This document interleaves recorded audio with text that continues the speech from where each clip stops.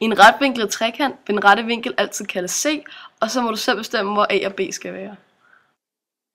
I dette tilfælde er lille b hosliggende, og lille c er hypotenusen, og lille a er modstående katete.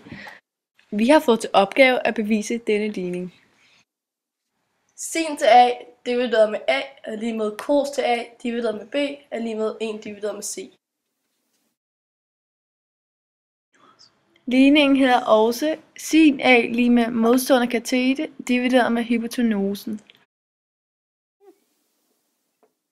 Cos til a divideret med b lige med 1c. Derefter skal vi fjerne b, og for at gøre det skal vi gange på begge sider af lighedstegnet. Så går B ud mod B, og så siger man 1 gange B divideret med C. Og så har vi cos A lige med B divideret med C. Sinus til a divideret med a lige med 1 divideret med c. Derefter skal vi fjerne a, og for at fjerne a skal vi gange a på begge sider af lighedstegnet.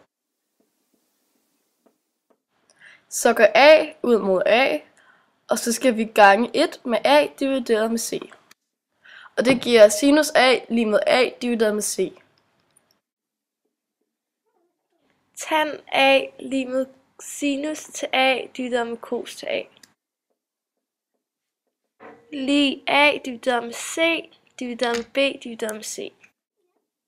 Tan a lige med a divideret med c gange c divideret med b lige med a divideret med b.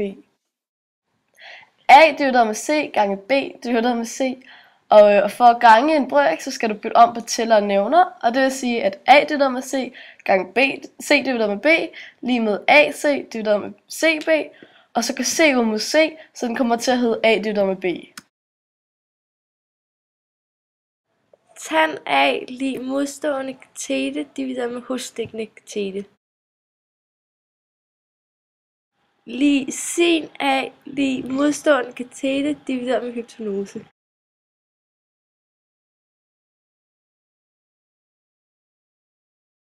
Vi vil gerne måle den vinkelrette trekant på dette mål.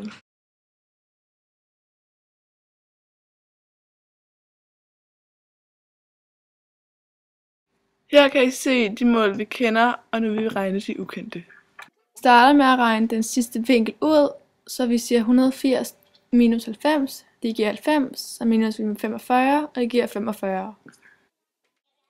Nu vil vi regne siden C, og så kalde siden hyp, og formlen for det er hyp er lige modstående katete divideret med sinus v, som er 80 divideret med sinus 45, som er lige 113,14, og det er så siden C.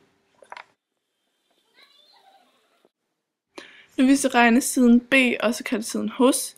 Hos er lige modstående katete divideret med tan v, og det er 80 divideret med tan 45, som er lige 80, og det er så siden B.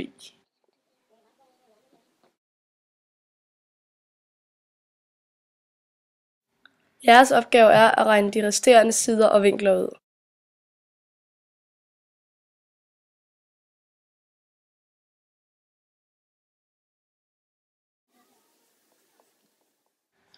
Nu vil vi regne siden C, også kaldt siden hyp, og formlen for det er hyp er lige mod divideret med sinus v, som er 5,9 divideret med sinus 53, er lige 7,39, og det er siden C.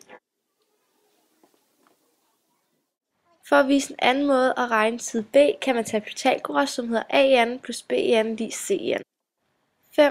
5,9 i anden plus b i anden lige 7,39 i anden. Og det giver 34,81 plus b i anden lige 54,81. Så fjerner vi 34,81, og for at gøre det skal vi minus 34,81. Og hvis man gør noget på den ene side, skal man også gøre det på den anden side af lighedstegnet. Og så hedder den b i anden lige 54,61 minus 34,81.